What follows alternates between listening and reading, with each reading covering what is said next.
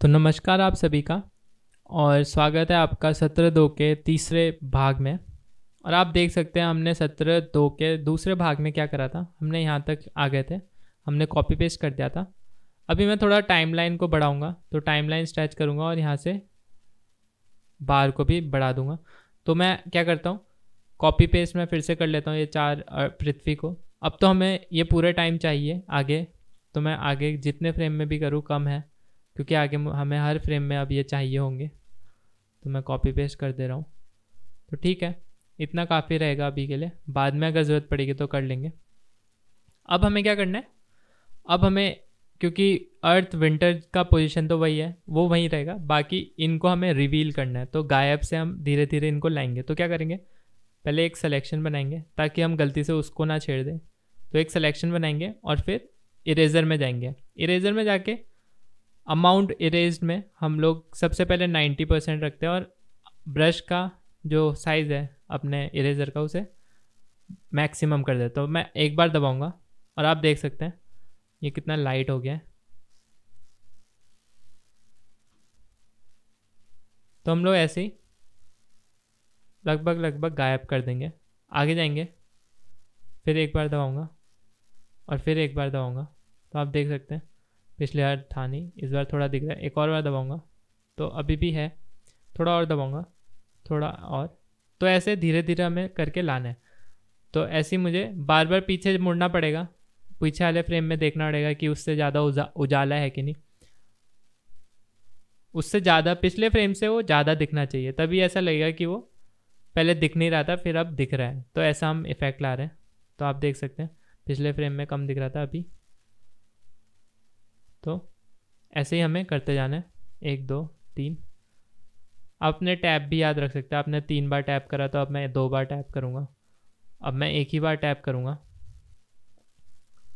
और फिर अब हम देखेंगे, अब हम एक बार भी टैप नहीं करेंगे। तो अगर मैं प्ले करूँ तो देखते हैं क्या हुआ। तो आप देख सकते हैं वो धीरे धीरे आया, पहले वो दिख नहीं रहा था फिर वो धीरे धीरे दिखा। तो ऐसा हम लोग एनिमेशन कर रहे थे। तो ये हमारा हो गया। तो इसको हम कट कर देते हैं सिलेक्शन को। तो ये हमारा एनिमेशन हो गया। अब इसके बाद हमें टेक्स्ट दिखाना है। तो टेक्स्ट दिखाने के लिए क्या करेंगे देखते हैं।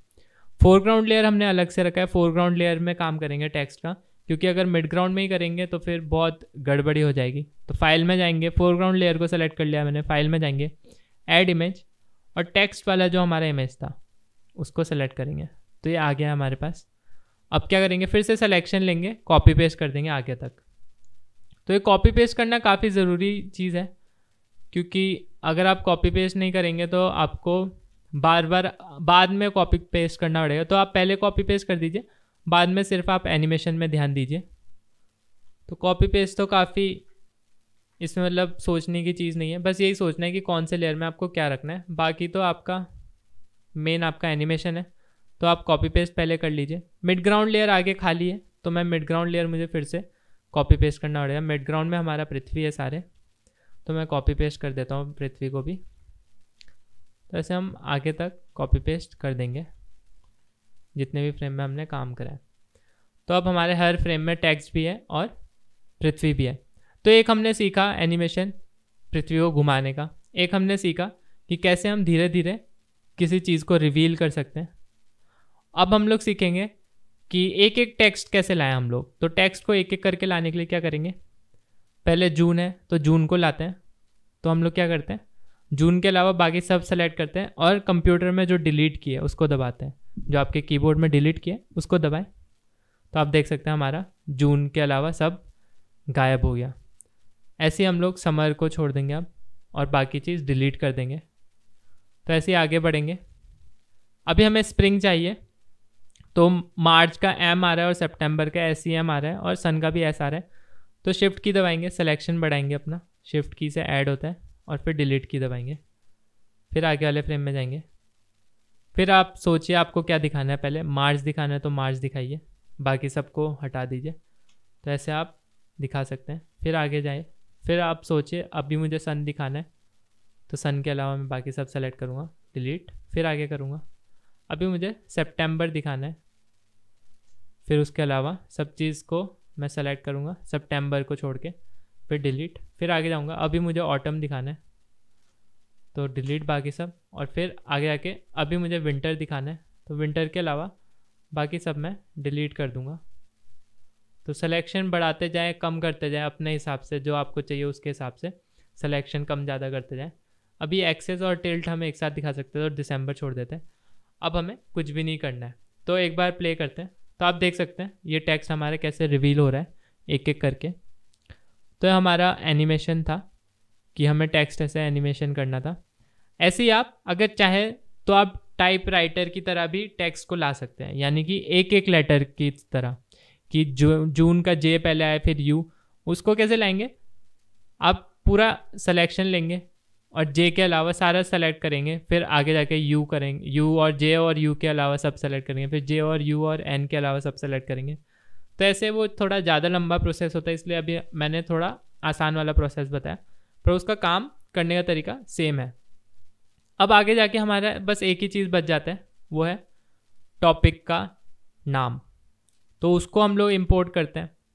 तो टॉपिक का नाम इंपोर्ट करने के लिए सबसे पहले तो हम फोरग्राउंड लेयर से सब चीज़ डिलीट कर देंगे। तो जो भी हमारा है फोरग्राउंड लेयर में हमारा, मैं क्या कर रहा हूँ, फोरग्राउंड लेयर सेलेक्टेड है, जो भी हमने फ्रेम में टेक्स्ट कॉपी किया था उसमें उस फ्रेम में जा रहा हूँ और डिलीट की दबा रहा हूँ। तो उससे क्या हो रहा है, जो भी मेरे लेयर में काम था वो डिलीट हो जा रहा है।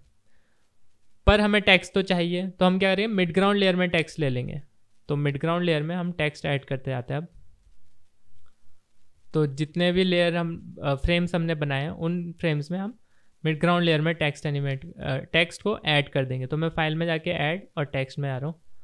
तो ये सेम तरीका है जो हम लोग अभी तक करते आ रहे हैं। तो ऐसे में फाइल में जाके ऐड फिर टेक्स्ट कर रहा हूँ। तो ऐसे हम टेक्स्ट को ऐड कर रहे हैं।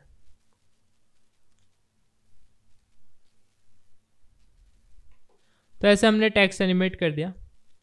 और अब मैं क्या करूँगा, अब मैं सिलेक्शन लूँगा सबका और कॉपी करके आगे मिड ग्राउंड लेयर में पेस्ट करते जाऊँगा।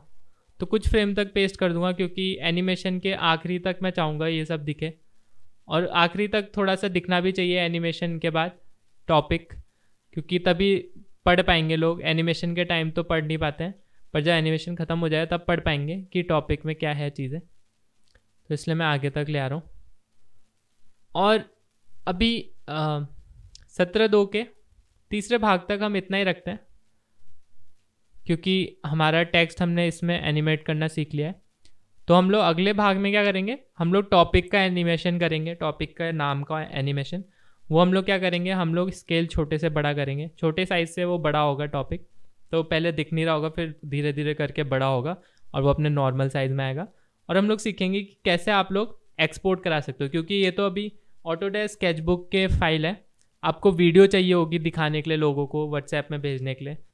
तो वो हम देखते हैं अगले भाग में, जो कि हमारा भाग 4 है और वो आखिरी भाग होगा इस सेशन का। तो धन्यवाद दोस्तों हमारे साथ जुड़ने के लिए। मिलते हैं आपके साथ अगले भाग में।